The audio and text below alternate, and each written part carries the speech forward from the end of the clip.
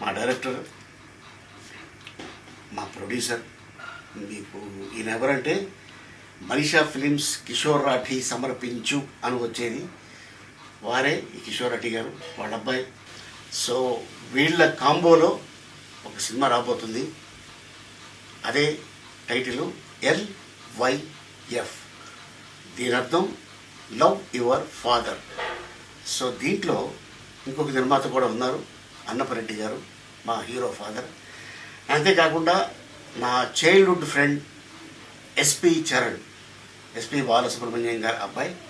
దాంట్లో అంటే ఆ చరణ్ ఈ సినిమాలో ఒక అద్భుతమైన ఫాదర్ క్యారెక్టర్ చేశారు. అంతేకాకుండా ఈ సినిమాకి మ్యూజిక్ డైరెక్టర్ మణిశర్మ గారు.